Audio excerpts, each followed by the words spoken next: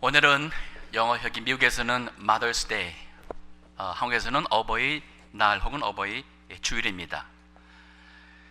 오늘 십계명의 5번째 계명되는 네 부모를 공경하라 하는 말씀으로 은혜를 받고자 합니다. 우리 십계명의 1, 2, 3, 4계명은 하나님과의 관계를 위해서 주신 말씀입니다. 5번에서 10번째까지 말씀은 우리 세상 사람과 사람 사이에서 지켜야 될 계명의 말씀입니다. 그 계명 중에 사람과 사람 계명 중에 첫 번째 되는 것이 바로 네 부모를 공경하라. 오늘 이 말씀을 두 가지 관점에서 이해하고자 합니다. 하나는 도덕적인 관점에서 이해하고, 하나는 더 나아가서 신앙적인 이해를 통해서 이 말씀 속에 담겨있는 하나님의 영적인 또 신앙의 의미를 찾도록 하겠습니다. 자, 먼저 우리 도덕적인 이해를 해보겠습니다. 이 말씀을 도덕적으로 이해한다면 그냥 눈에 보이는 그대로예요. 네 부모를 공경하라. 네 부모를 공경하라. 이것이 명령입니다. 사실 부모 공경은 우리 기독교만에서만 가르치는 말씀이 아니죠. 모든 종교나 문화나 모든 민족이 다 부모를 공경하라고 하고 있습니다. 그래서 이것을 도덕적인 관점에서 이해할 때는 있는 그대로 받는 거예요. 이것을 다른 말로 한다면 우리가 예수님 잘 믿는다고 하는데 도덕적으로도 모든 종교나 모든 문화에서 당연히 해야 될 이 네 부모를 공경하라는 것을 못 지킨다면 우리는 하나님 믿는다는 백성이면서도 오히려 하나님을 모르는 도덕적인 사람보다도 못하게 된다는 말씀이 되는 겁니다. 그래서 이 말씀을 우린 지켜야 돼요. 먼저 우리 자녀들에게 이 말씀이 적용되죠.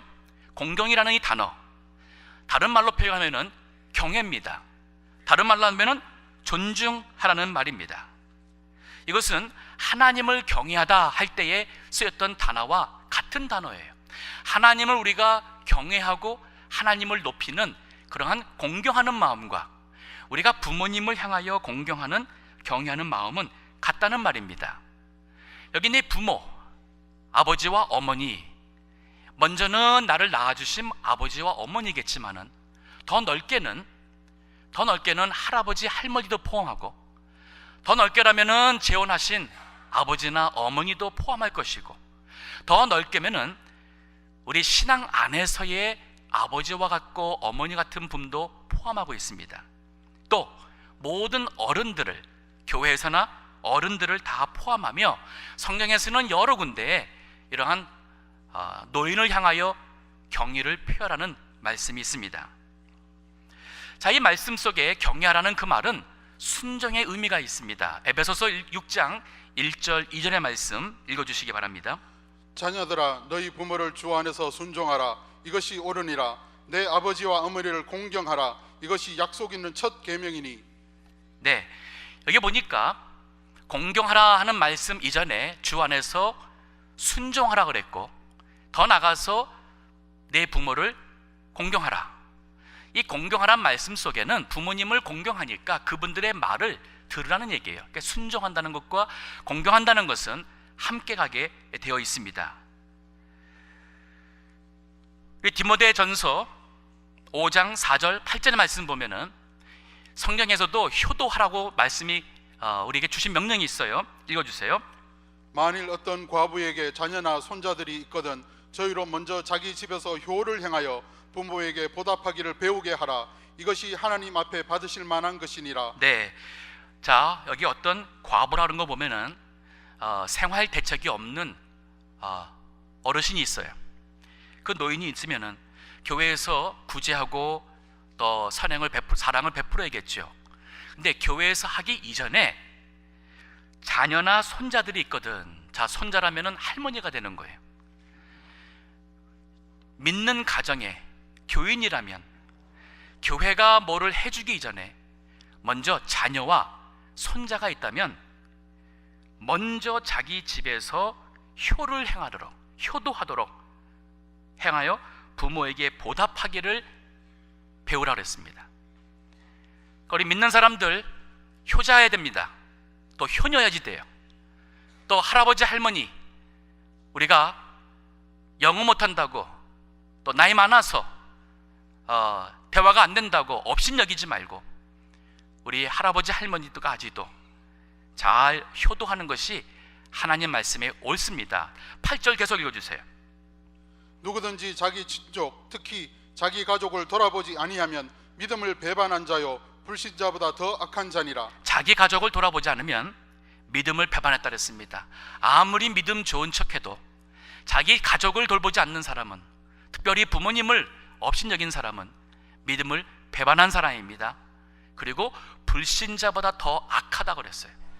하나님을 믿지 않는 사람보다도 우리는 더 악한 사람으로 하나님 앞에 죄를 범하는 것이라고 했습니다. 예수님께서 온 인류의 죄를 지시고 십자가에 못 박혀 죽으시는데 이 엄청난 큰 하나님의 일을 하시면서도 여인 한 사람을 위해서 예수님이 십자가상에서 하신 말씀이 있어요. 바로 자기 어머니 모친 마리아에게 이제 아들로서 자기가 육신의 효를 하지 못하기 때문에 그 일을 대신 제자 요한에게 맡깁니다. 그래서 어머니에게 뭐라 그래요? 보소서, 여자여, 당신의 아들입니다. 요한에게는 내 어머니다. 그 이후로 요한이 예수님의 어머니를 봉양하고 섬겼습니다. 예수님께서도 육신의 몸을 입고 오신 하나님 아버지로서 효에 대한 우리의 본을 보여주신 겁니다.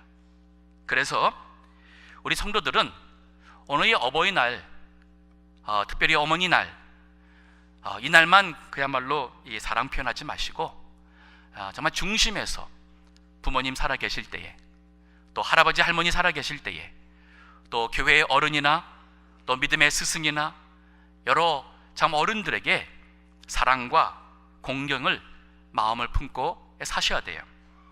우리 모든 인간이 처음 사랑한 같은 사람이 있습니다. 바로 어머니예요. 여기 계신 할아버지 할머니께서도 첫사랑은 바로 어머니셨어요.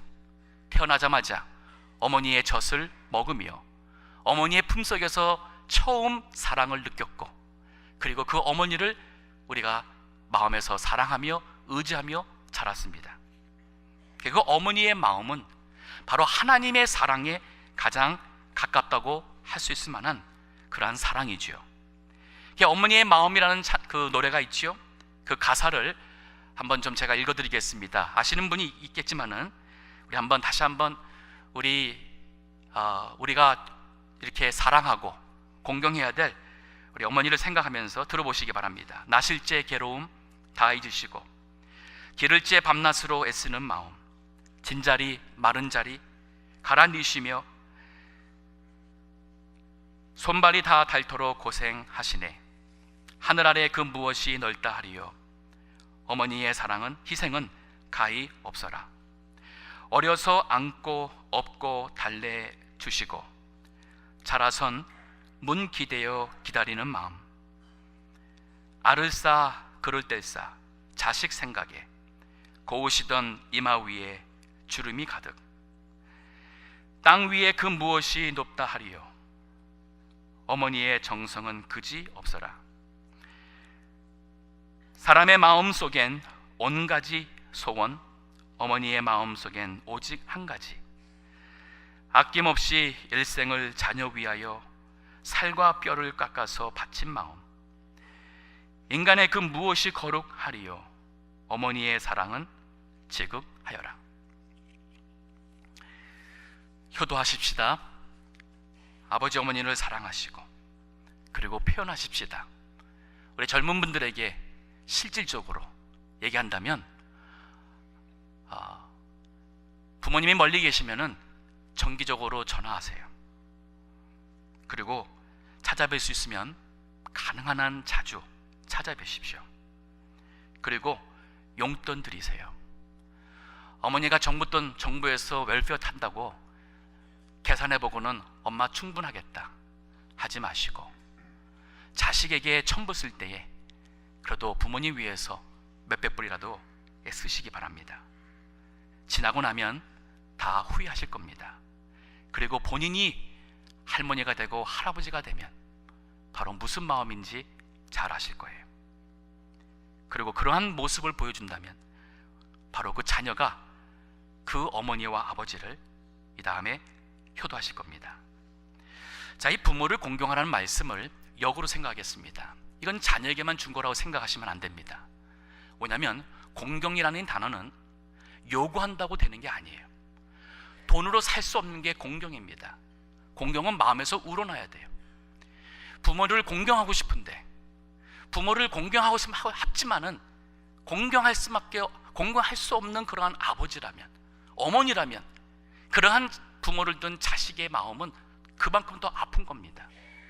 즉, 이 말씀을, 네 부모를 공경하라는 말씀을 자식들한테만 한다고 생각하시면 안 돼요.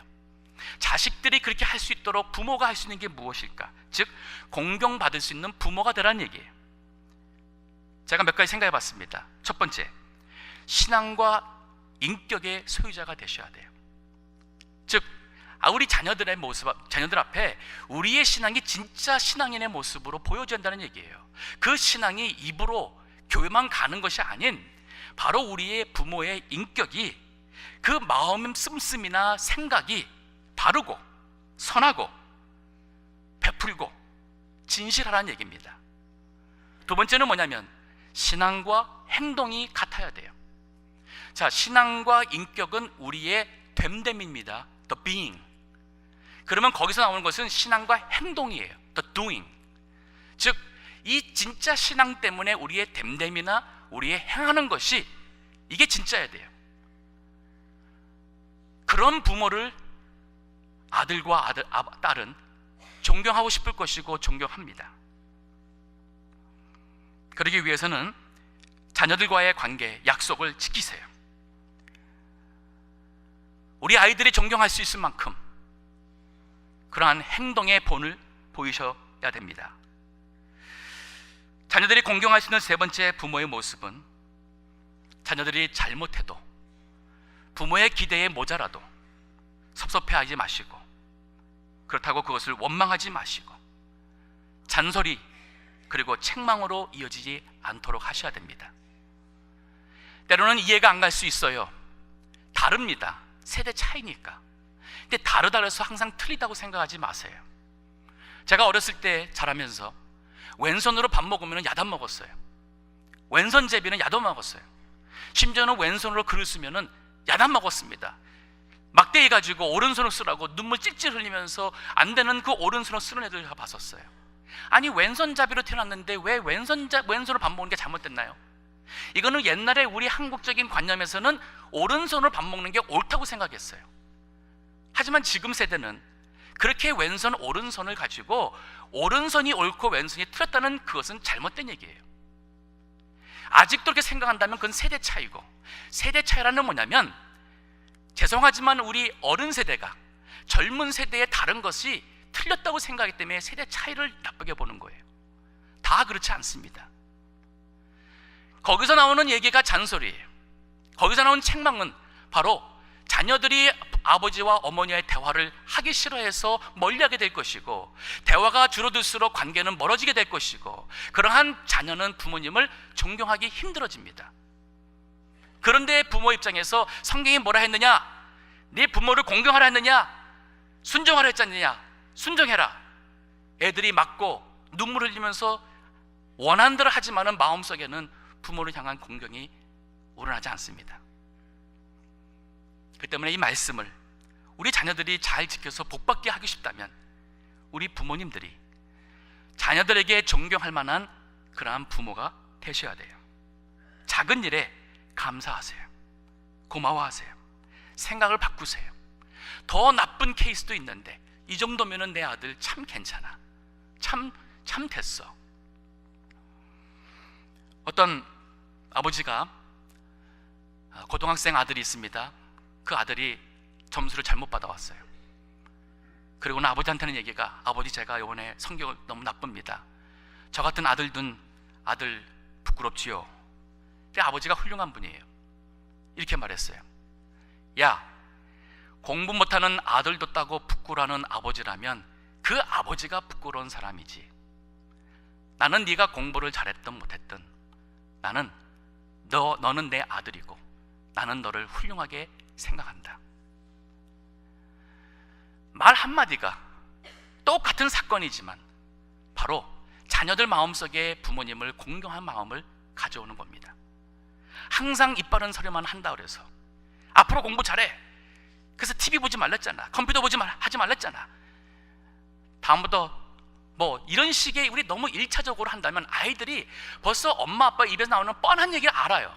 벌써 내가 공부 못했으면 무슨 말 하겠지, 내가 TV 보다 걸리면 무슨 말 하겠지, 내가 늦게 들어왔으니까 또 무슨 말 하겠지. 아이들이 이미 알고 있어요.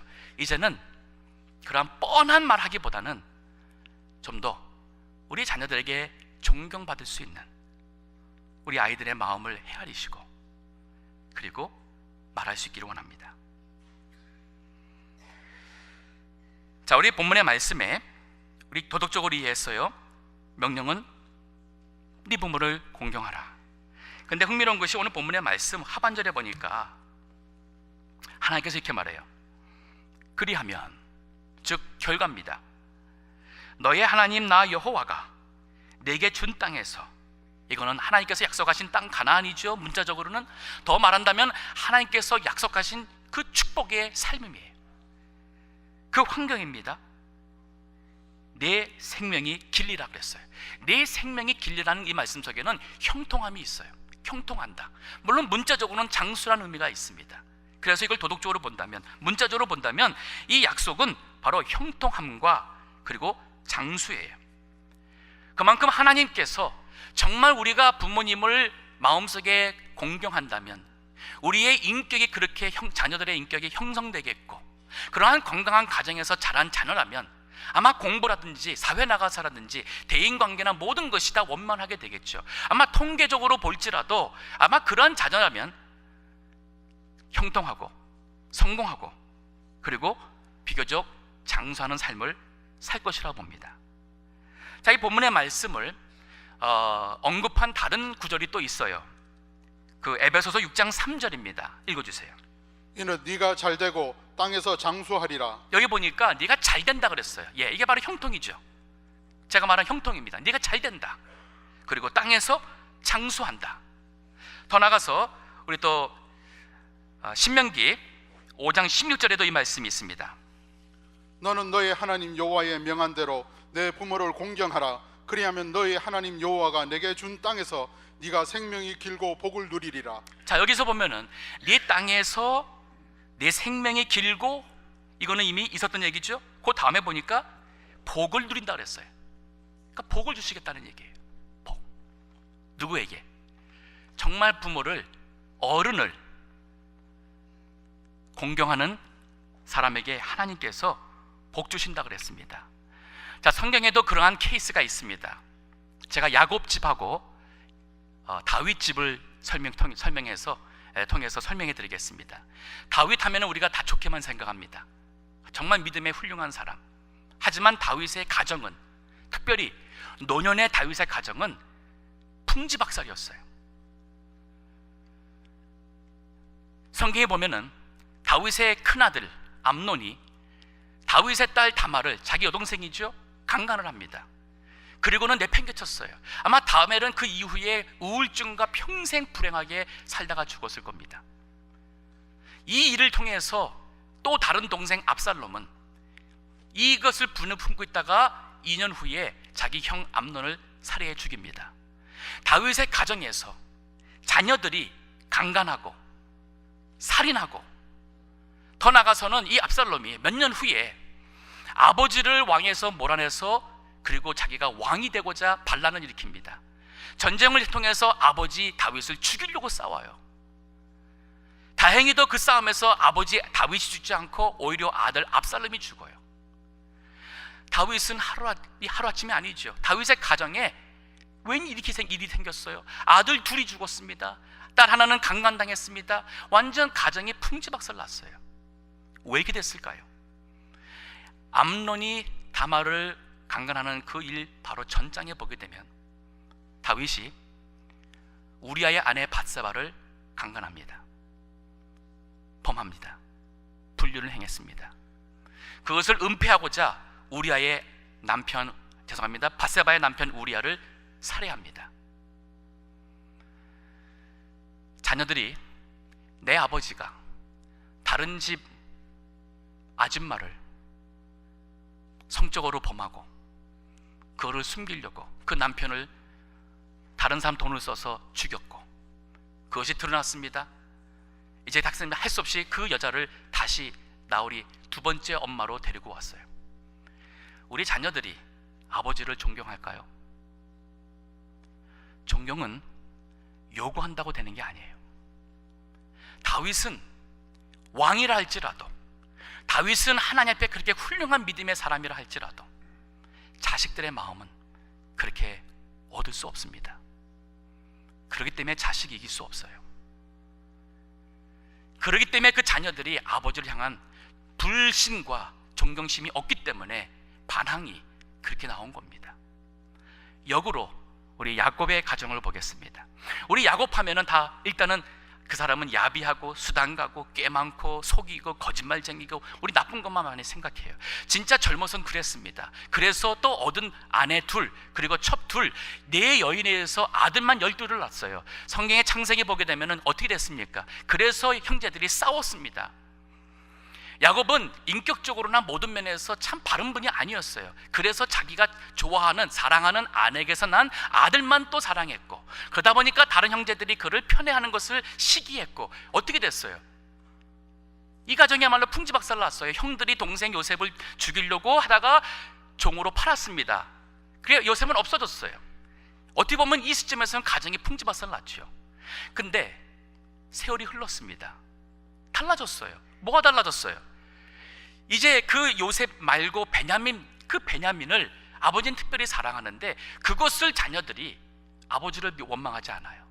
나중에 보면은 그 베냐민을 애굽에 두고라도 그 종으로 삼겠다고 요셉이 할 때에 아들, 형 유다가 뭐라 그래요? 내가 이 동생을 위해서 평생 여기서 종이 되겠다. 이 동생 보내주세요. 누구를 위해서? 내 아버지를 위해서. 성경에 보게 되면은 야곱의 말년의 그 12아들은 바로 하나님께서 믿음의 조상 12지파를 시작하는 바로 믿음의 어른들이 됩니다. 그만큼 야곱이 말년에는 자손들에게 존경받았어요. 왜 그렇게 생각하세요? 성경 보시면 야곱이 젊어서는 바른 신앙으로 안 살았습니다. 하지만 노년에 많은 고생과 실패와 아픔을 통해서 그는 아버지의 신앙을 회복했어요. 할아버지 아브라함의 신앙을 회복했어요. 그 신앙이 회복되니까 바로 자녀들이 존경하는 겁니다. 지금도 늦지 않았어요. 많은 분들이 이제 내가 아이들 자녀 교육을 하려는데 안 된다, 말 안 듣는다는 거예요. 말 안 듣는데요. 포기했습니다. 포기하지 마세요. 이 세상 떠나는 날까지는 기회가 있습니다. 야곱을 보세요.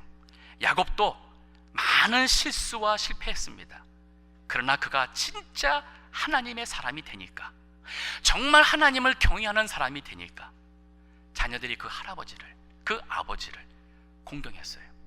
그리고 가정이, 그 후손이 하나님 말씀대로 복받잖아요. 이게 바로 형통함과 이게 장수입니다.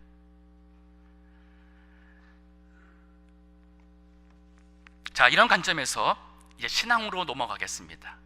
자, 이걸 도덕적으로 이해한다면 당연히 우리가 부모를 공경해야 되고 하나님께서는 그런 자녀에게 복 준다 그랬어요.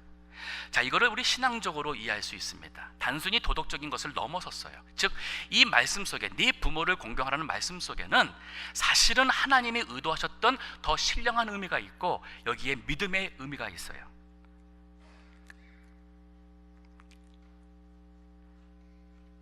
그게 바로 뭐냐면, 부모 공경한다는 것은 신앙 교육과 신앙을 전수하는 데 있어서는 절대 조건이에요. 절대 조건입니다.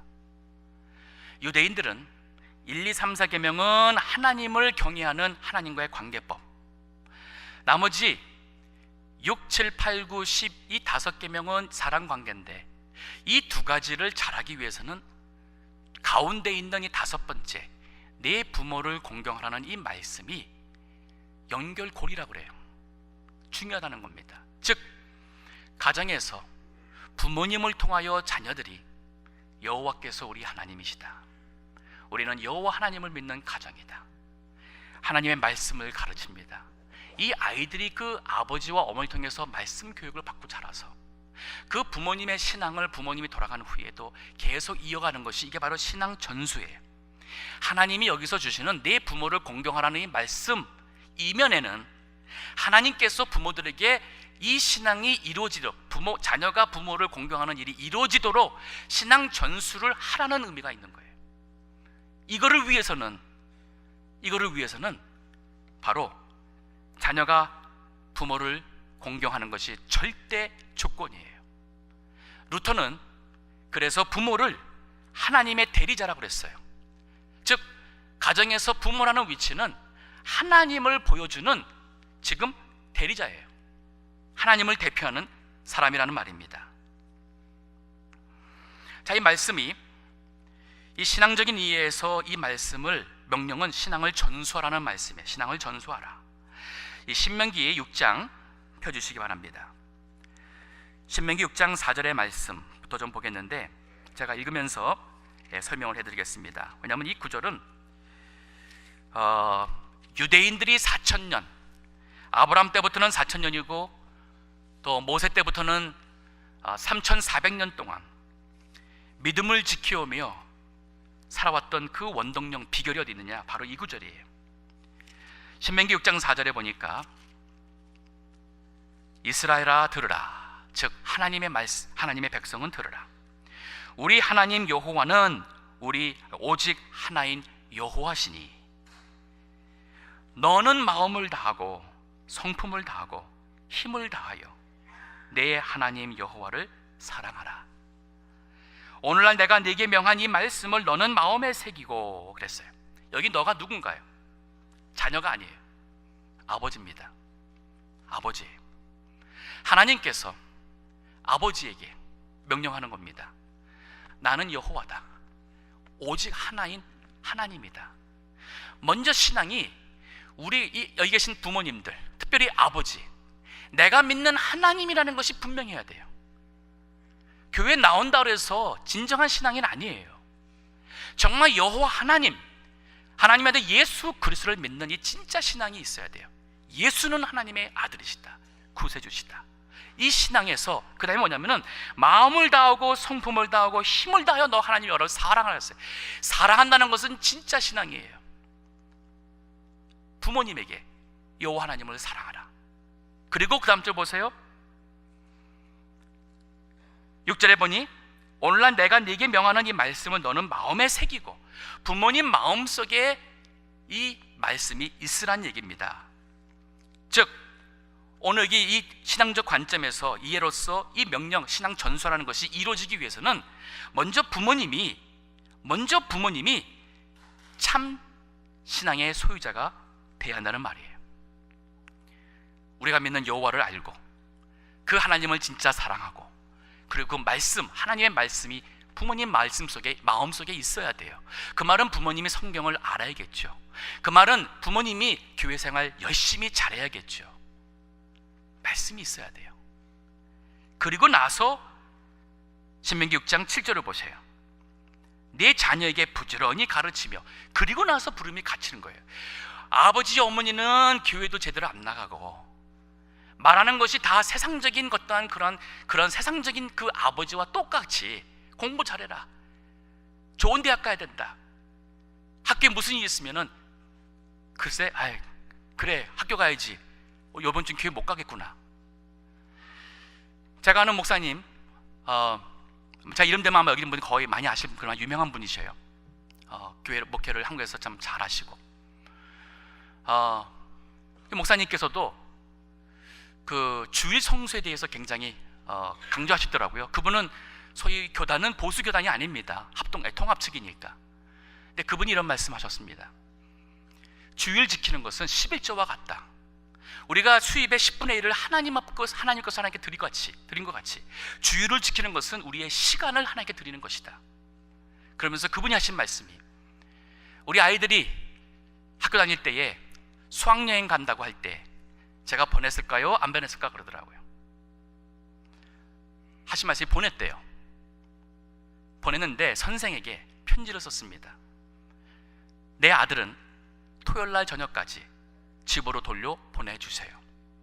내 아들은 그 다음날 주일날 교회 가고 주일을 지켜야 됩니다. 그 목사님의 아들이 잘 자랐을까요?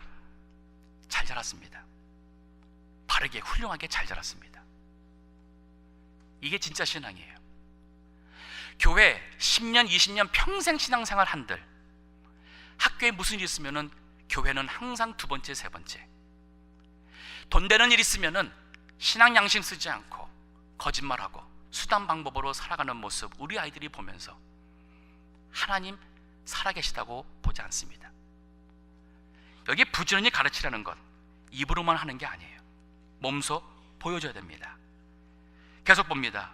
집에 앉았을 때든지 길에 행할 때든지, 그러니까 집 안에서나 집 밖에서나, 누웠을 때든지 밤이죠. 일어날 때든지 아침이에요. 밤이고 낮이고 밤낮, 집에서나 집 밖에서나.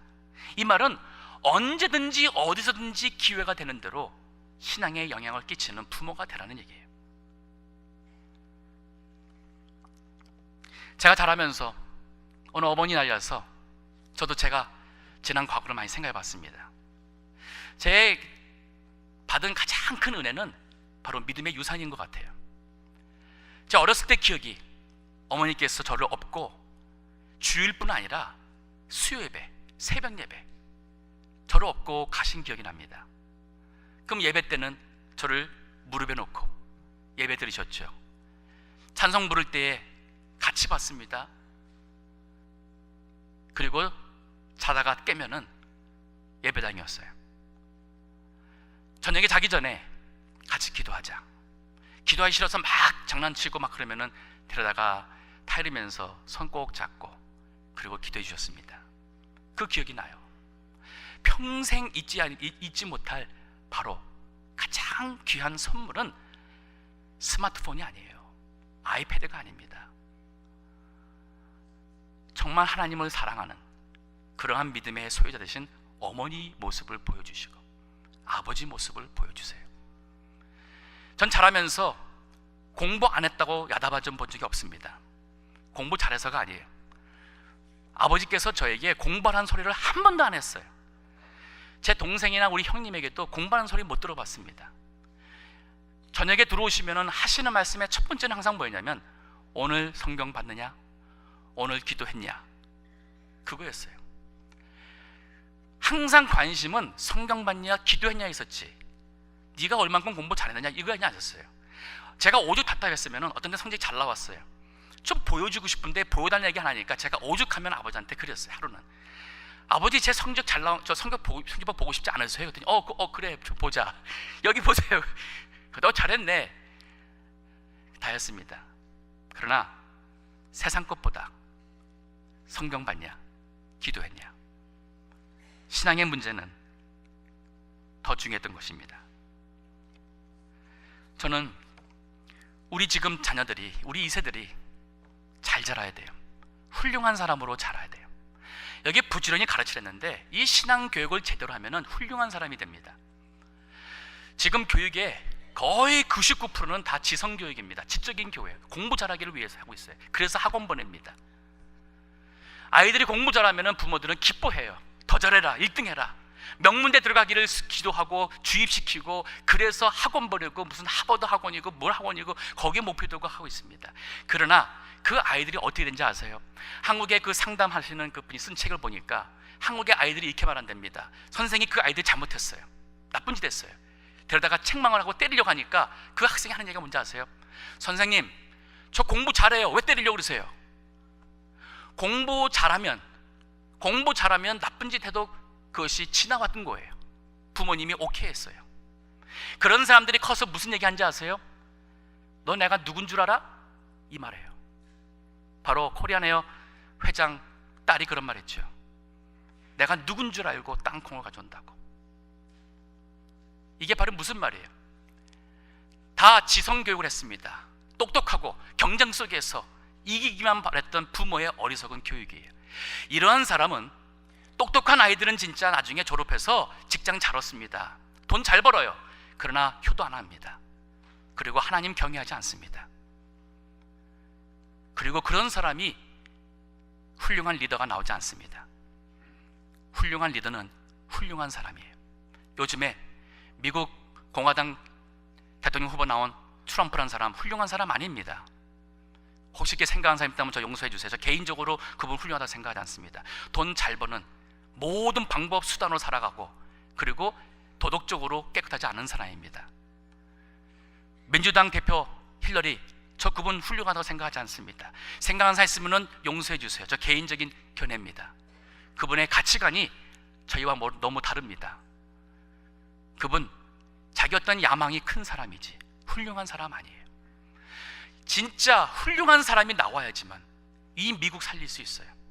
우리 2세 중에서 대통령감 나올 수 있습니다. 대법원장 나올 수 있습니다. 오바마 대통령 아버지는 케냐에서 이민은 1960년대에 이민은 아버지였어요. 결혼도 하지 않고 여학생, 대학교 여학생 친구하고 사이에서 난 아들이 오바마였고 학교 졸업하고선 케냐로 가버렸습니다. 그리고 할머니에게서 자란 사람이 오바마예요. 그런데 대통령 되었어요. 이번에 대통령 경선에 나왔던 루비오, 또 테드 크루즈, 이 사람들 이 쿠바, 바로 아버지가 쿠바 사람입니다. 이민 2세예요. 우리 한인 중에서도 2세 중에서 이제는 대통령감 나올 수 있어야 돼요. 연방 대법원 판사 나올 수 있어야 돼요. 그러나 공부만 잘하고 하버드 가르쳐도 되는 게 아니에요. 이제는 이 나라를 살릴 수 있고 정말 백성의 존경받을 수 있는 사람은 인격이 바르게 돼야 돼요. 그리고 실력이 있어야 돼요. 학생들 잘 기억하세요. 실력 없이 착하고 그리고 양심적인 것만 가지고 되는 게 아닙니다. 실력이 있어야 돼요. 많은 사람을 이끌어갈 수 있는 실력을 위해서 공부하라는 얘기예요. 즉, 나 출세가 아니라 내가 실력을 키우고 이 신앙을 가지고 하나님의 인격, 예수님의 인격을 가진 사람으로서 이 나라의 미래를 하나님이 기뻐하시는 나라로 이끌어갈 수 있는 리더의 꿈을 가지라는 얘기예요. 이것이 바로 훌륭한 사람을 키우는 진정한 신앙입니다. 놀랍게도 지금 유대인의 후손 중에 이러한 훌륭한 사람이 많아졌어요. 그래서 노벨상의 3분의 1이 유대인이잖아요. 지금 정계나 경제나 법률이나 의학계나 그렇잖아요. 그들의 특징이 뭐냐면 그들은 바로 이 신앙 안에서의 교육을, 인성교육을 강조하고 있습니다.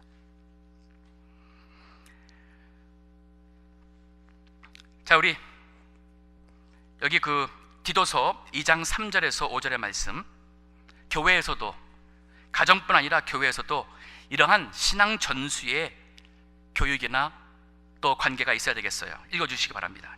늙은 여자로는 이와 같이 행실이 거룩하며 삼소치 말며 많은 술의 종이 되지 말며 선한 것을 가르치는 자들이 되고 저들로. 자, 여기 보니까 먼저 늙은 여자라 했습니다. 죄송합니다. 이 표현이 좀 옛날 표현이라서 이제는 노인 여자분들 계시는데 할머니신데 먼저 자신을 가꾸라 했어요. 행실을 거룩하게, 말 조심해서 참소하지 말고, 술 그러한데 중독하지 말고 선한 것을 가르치는 자가 되라 그랬어요. 게나가서 4절 5절 계속 읽어주세요. 저들로 젊은 여자들을 교훈하되 그 남편과 자녀를 사랑하며 근신하며 순전하며 집안일을 하며 선하며 자기 남편에게 복종하게 하라. 이는 하나님의 말씀이 회방을 받지 않게 하려 함이니라. 교회에 있는 권사님들, 교회에 있는 신앙생활 오래 하시는 우리 어르신들이 젊은 세대에게 신앙의 교육을 하라는 얘기예요. 교회 주일학교가 아이들 교육만 해서는 되지 않습니다. 그것만이 교회가 교육이 아니에요. 진정한 교회는 어른이라도 계속 배우고 자라야 돼요. 훈련 받으셔야 됩니다. 그것을 교육자만이 하는 게 아니라는 얘기예요. 이미 신앙생활 오래 했던 여기 늙은 여자라 그랬습니다. 오늘날 말하면 권사님들, 연세 드신 집사님들, 사모님들이에요. 뭐 하는 겁니까? 신앙이 아직도 미성숙한 젊은이들에게 여기 보면은 주된 것이 가정의 일이에요. 남편을 어떻게 섬기고 자녀를 어떻게 섬기고 올바른 믿음의 가정을 세우라는 얘기예요. 이게 바로 교회가 해야 될 신앙의 전수의 일입니다. 저는 우리 동부교회가 그런 관계로 이어졌으면 좋겠어요. 가장 무서운 것은 무관심이고 좀 낮은 것은 관심 가져서 전화 연락도 하고 먹고 식사는 하는데 항상 떠도는 대화예요. 진정한 신앙 안에서의 관계가 되는, 정말 신앙의 멘토가 되는 어른이 되고, 우리 자녀 입장에서는 그러한 신앙을 바라보면서 모델로 삼고 갈 수 있는 그러한 이 교우를 만나고 싶은 것이 얼마나 귀한데도 그게 너무 없어요. 자, 이게 마지막으로 약속을 보겠습니다. 우리 신앙적인 관점에서의 약속은 뭐냐면 바로 신앙의 후손을 준다는 겁니다. 신앙의 후손이에요. 이 생명이 길리라 하는 것은 바로 신앙의 후손. 이 성경 창세기 12장에서 1절부터 보면은 하나님께서 아브라함에게 명령하셔요. 본토 친척 아비지 떠나서 내가 너에게 명하는 땅으로 가라. 하나님께서 약속하십니다. 뭐라냐면 그 약속 중에 보면은 내가 너로 큰 민족을 이룬다 그랬어요. 당시 아브라함은 자식이 없었어요. 근데 하나님은 너로 큰 민족을 이룬다 그랬어요. 그냥 단지 자녀 몇 낳는다는 게 아니라 큰 민족을 이룬다 그랬어요. 후손. 더 나가서 보게 되면은 네가 복의 통로가 되고, 너를 복주는 자는 내가 복주고 너를 저주하는 자는 내가 저주할 텐데 너로 인하여서 모든 민족이 복받는다 그랬어요. 이 말씀 속에는 바로 그 아브라함의 후손, 이 믿음의 후손을 통해서 메시아 그리스도를 보내준다는 말이에요. 로마서 9장 5절에 한번 보세요. 그 말씀을 로마서에서 증거하고 있습니다. 읽어주세요. 저희는 이스라엘 사람이라 저희에게 양자됨과 영광과 언약들과 율법을 세우신 것과 예배와 약속들이 있고, 조상들도 저희 것이요 육신으로 하면 그리스도가 저희에게서 나셨으니 저는 만물 위에서. 이 조상들이 그들의 것이다. 그 조상 아브라함에서부터 이 믿음의 이 조상들이 다 그들의 것인데 유대인입니다. 그리고 그리스도께서도 육신으로 그들에게 나타났어요. 하나님께서 네 부모를 공경하라 할 때의 이 말씀 속에는, 하나님은 이 말씀 속에 우리 자녀들이 부모님을 공경함으로써 부모가 자녀들한테 올바른 신앙 전수의 일을 하기를 원했고, 그래서 자녀들의 이 삶이 하나님이 주시는 약속의 땅에서 형통하고 이 생명이 길리라는 그 말씀 속에는 하나님이 주고자 하시는 복, 하나님의 아들 메시아가 그 후손을 통하여 올 수 있도록 믿음의 후손이 이어지기를 원하신 거예요. 이제 우리가 구할 수 있는 가장 큰 축복이 뭐라고 생각하세요? 사업 잘 되는 거 아니에요. 너무 거기에 연연하지 마세요. 제가 볼 때는 어떤 분은 충분히 벌었습니다. 이제는 쓰셔야 돼요. 더 벌려고 하면 할수록 정말 인생 잘못 살 수 있어요. 정말 중요한 건 뭐냐면 믿음의 후손을 남기는 거예요. 어느 부모가 자식이 나보다 잘 되면은 싫어할 부모가 어디 있겠어요? 부모의 마음은 그렇습니다.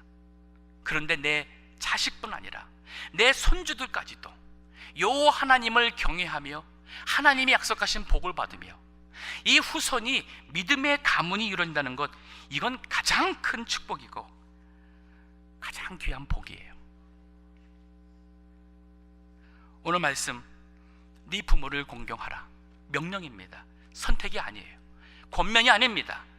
우리 하나님의 백성이라면 네 부모를 공경하라. 그리하면 내게 약속한 땅에서 네 생명이 길리라. 하나님께서 우리에게 형통과 장수를 약속하셨을 뿐 아니라 이것을 신앙적으로 한다면 부모에게 있어서는 이것이 신앙을 전수하라는 바로 명령이 되기 때문에 존경받는 부모가 되기를 기도하세요. 그리고 거기에 약속이 있습니다. 하나님께서 믿음의 후손을 주신다고 했습니다. 말씀을 맺습니다.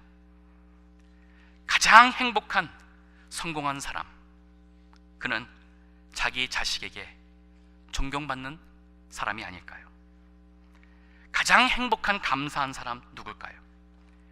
존경심이 저절로 우러나는 그러한 아버지, 그러한 어머니, 스승, 믿음의 선배를 둔 그러한 사람이 아닐까요? 기도하겠습니다.